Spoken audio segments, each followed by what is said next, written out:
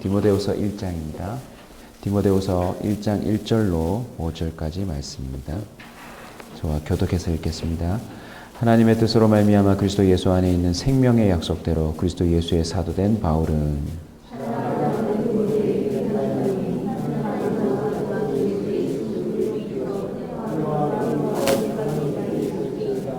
내가 밤낮 간구하는 가운데 쉬지 않고 너를 생각하여 청결한 양심으로 조상적부터 섬겨오는 하나님께 감사하고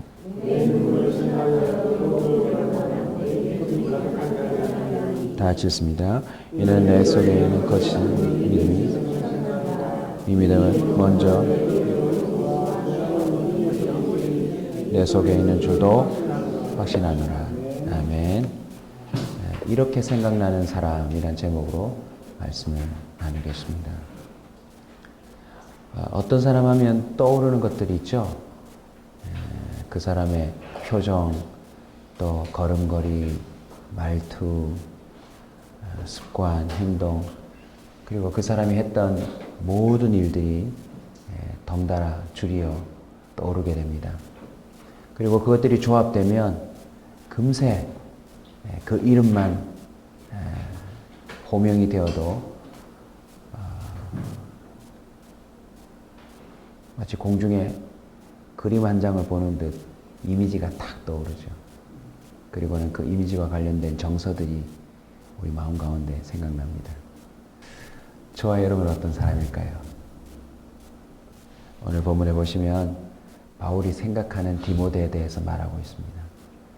그리고 바울이 디모데에서 생각하며 떠오른 이것들은요, 예수 믿는 사람이라면 반드시 가져야 될 이미지입니다. 만약 이 세 가지가 없다면 예수를 믿지 않는 사람일지도 모릅니다. 그냥 사람 좋은 사람일지 모릅니다. 첫 번째는요, 청결한 양심입니다. 청결한 양심. 성경 곳곳에 보면 악한 양심, 양심에 화인 맞은 사람, 갖가지 이야기들이 소개되고 있습니다. 근데 이 청결한 양심은 우리가 갖고 싶다고 해서 갖는 것이 아닙니다. 히브리서 믿음의 전당, 그 하나님이 붙들고 계셨던 사람들의 그 소개를 쭉 읽어보면 9장 14절에 이런 표현이 있습니다. 하물며 영원하신 성령으로 말미암아 흠없는 자기를 하나님께 드린 그리스도의 피가 어찌 너희 양심을 죽은 행실에서 깨끗하게 하며 살아계신 하나님을 섬기게 하지 못하겠느냐. 청결한 양심은 뭐로 가능합니까? 예수 그리스도의 피래요. 성령이래요. 그냥 교회 다니고 예수 믿는다고 말하는 게 아니라 그리스도의 피가 정말 발라진 사람, 그리고 그 증거로 성령이 그 속에 임한 사람은 죽은 행실에서 회복될 수 있는 양심이 만들어진대요. 히브리서 10장 22절도 표현합니다. 우리가 마음의 뿌림을 받아 악한 양심으로부터 벗어나고 몸은 맑은 물로 씻음을 받았으니 참 마음과 온전한 믿음으로 하나님께 나아가자. 정말 예수님이 택하시고 성령이 임한 사람은요, 악한 양심으로부터 벗어난대요. 저와 여러분도 한때는 양심에 털난 적이 있지 않습니까? 은근슬쩍 죄를 짓고 알면서도 사람이 보지 않는다고 여러 행태의 못된 일들을 많이 범했을 겁니다. 근데 여러분 신기하게도요, 성령이 그 사람 속에 역사하시면 악한 양심에서 벗어나요. 전에는 아무렇지 않게 하던 일들을 이제는 그렇게 할 수가 없어요. 다른 사람 욕하려다가도 딱 멈춰요. 이상한 생각을 계속 하다가도 아니지 하고는 생각을 털어버려요. 그리고 혹이라도 예전 모습처럼 실수를 하는 일이 생기면 어떡하죠? 아니 막 가슴이 타요. 내가 왜 그랬지?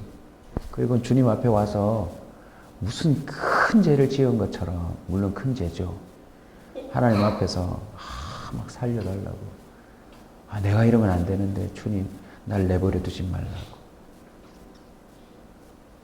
시편 기자는 이와 같은 상황을 구약 시대임에도 불구하고 깨닫고 이렇게 미리 얘기해 뒀습니다. 시편 16편 7절 나를 훈계하신 여호와를 송축할지라 밤마다 내 양심이 나를 교훈하도다. 잠자리에 그냥 못 드는 거예요. 그날 있었던 하나님의 사람답지 못한 말과 행동과 선택을 해놓은 것이 그냥 넘길 수가 없는 거예요. 그래서 밤마다 하나님이 그를 깨우셔서 깨닫게 하시고 바꾸게 하시고 내일 아침에 일어나면 가서 사과해야지. 가서 내가 먼저 전화해야지. 내가 그거 바로 잡아야지. 여러분, 이런 증상이 있는 사람이 바로 청결한 양심의 소유자인 줄 믿으시기 바랍니다.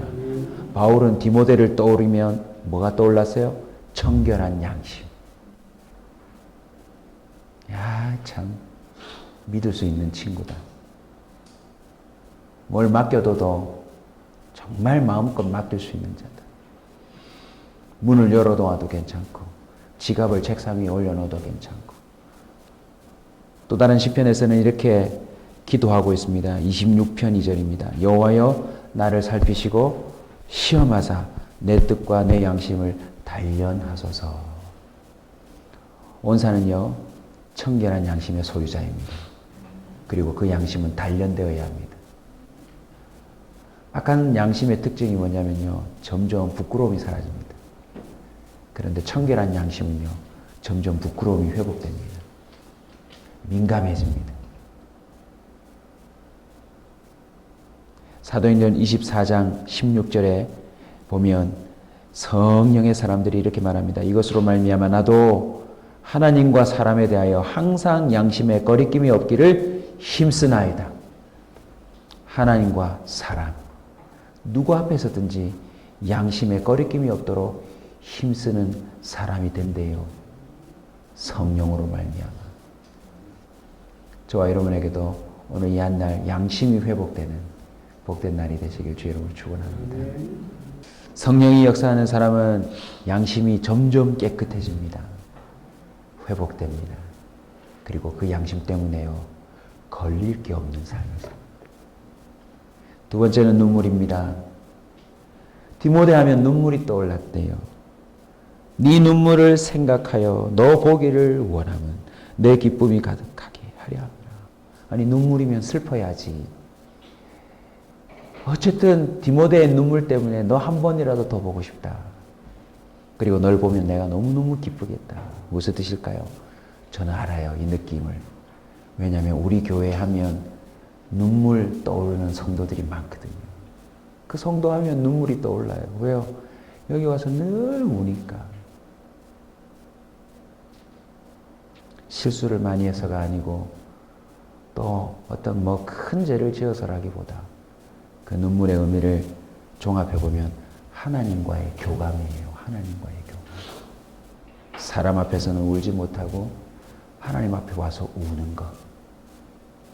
사람 앞에서는 아무렇지도 않은 것처럼 당당하다가도 하나님 앞에 와서는 한없는 연약한 사람처럼 주님 앞에 그저 눈물밖에는 흘릴 것이 없는 사람들. 주저리 이 말 저 말하지 않고 눈물로 말하는 사람들. 하나님과의 교감이에요. 교감.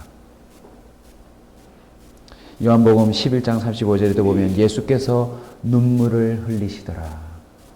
여러분 예수님의 눈물의 의미가 뭐죠? 하나님의 마음인 것입니다. 아버지의 마음이 옮겨졌기 때문에 눈물이 흐르더라는 것입니다. 이것은 곧 유리하는, 방황하는 잃어버린 영혼에 대한 안타까운 마음이요.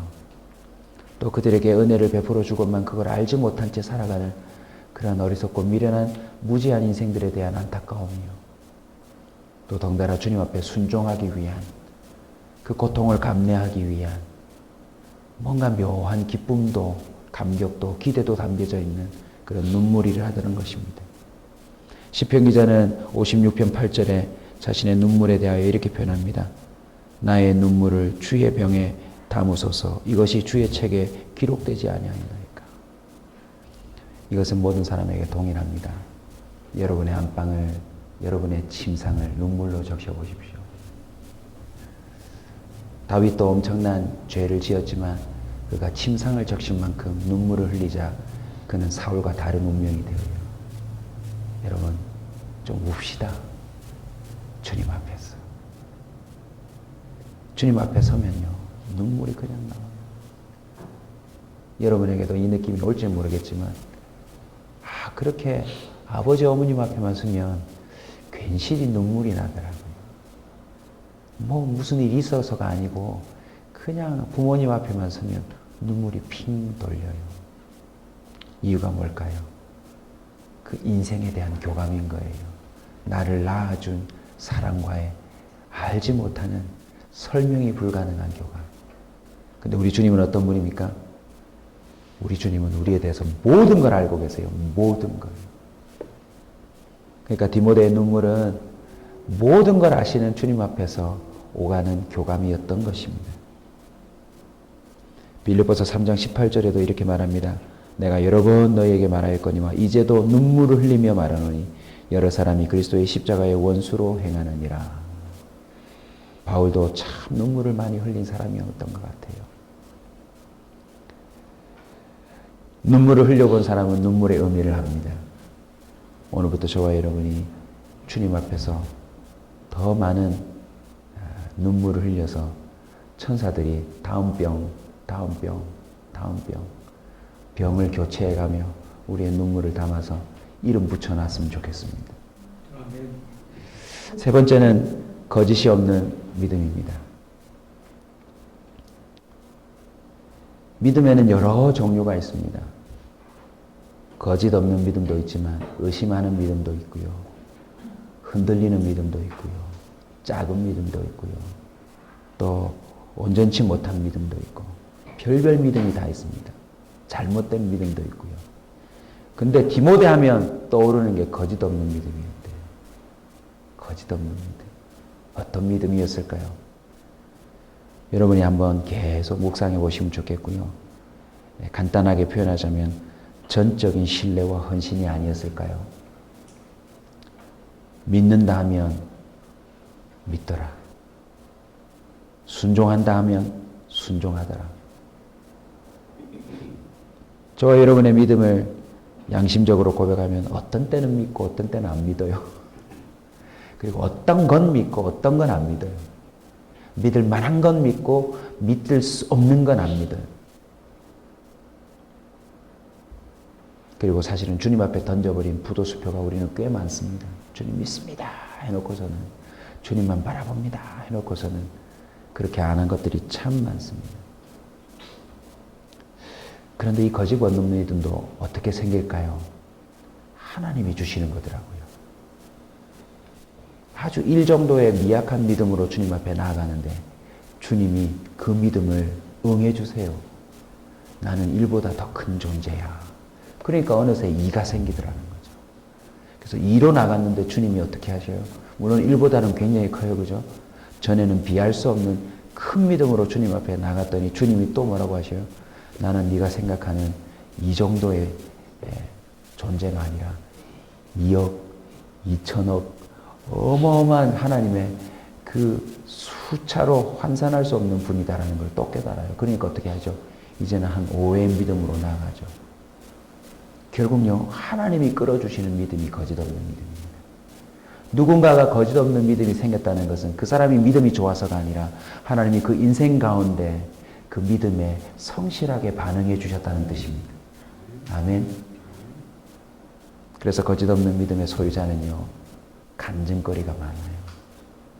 안 믿을래야 안 믿을 수 없는 증거들이 너무 많아요. 저와 여러분도 거짓이 없는 믿음의 소유자가 되기를 소원합니다. 근데 놀라운 것은요, 디모데 하면 떠오르는 이 세 가지가 5절에 보시면 먼저 외조모 로이스와 네 어머니 유니게 속에 있더니 네 속에도 있는 줄 확신하노라. 말씀을 맺습니다. 이렇게 생각나는 사람은요, 전염병이에요. 전염병.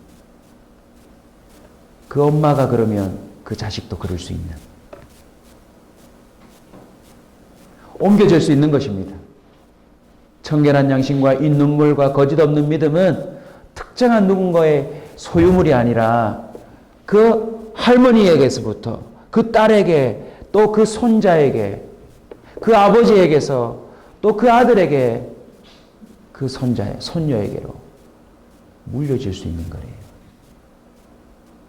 우리 온사교회도 이 세 가지가 전통이 되었으면 좋겠습니다. 등록만 하면 그 사람에게서 청결한 양심과 눈물과 거짓없는 믿음이 특징으로 드러나는 교회. 저를 위해서도 기도 많이 해주십시오. 담임 목사가 저러니 성도들이 저러는구나. 이 공식 아닙니까, 공식. 저와 여러분의 집안에 이 내력이 있기를 주의로 축원합니다. 온사교회 성도들 하면 이것이 떠오를 수 있기를 주의로 축원합니다. 계시록 우리 마지막으로 한번 찾아볼까요? 청결한 양심과 눈물과 거짓없는 믿음으로 살아가는 자를 하나님이 어찌 대하실까요? 7장 17절 다 같이 읽읍시다. 계시록 7장 17절입니다. 이는 보좌 가운데 계신 어린 양이 그들의 목자가 되사 생명수 샘으로 인도하시고 하나님께서 그들의 눈에서 모든 눈물을 씻어 주실 것임이라. 아멘.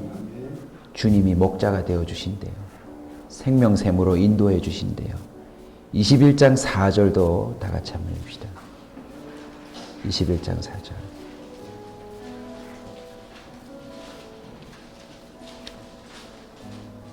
같이 읽습니다. 모든 눈물을 그 눈에서 닦아주시니 다시는 사망이 없고 애통하는 것이나 고가는 것이나 아픈 것이 다시 있지 아니하리니 처음 것들이 다 지나갔음이러라. 아멘. 하나님이 오늘 이 새벽에도 천사들을 데리고 여기 서서 대접을 들고 서 있습니다. 우리의 기도를 받아가려고. 그리고 우리의 중심을 살펴보십니다. 어느 이 한 날 이 세 가지로 승부를 걸어서 하나님이 얼마나 기뻐하시는지. 바울이 그런 디모데를 보고 싶어가지고 감옥 안에서, 그 갇힌 가운데서, 고난 가운데서 그렇게 사모곡을 외쳤던 것처럼 우리 주님도요, 우리가 그냥 막 사랑스러우실 거예요. 할렐루야. 어느 이 한 날 청결한 양심으로 살아보십시다. 한 시간마다 주님과 교감하는 특별한 눈물로 적셔보십시다. 하나님이 역사하실 줄 믿습니다.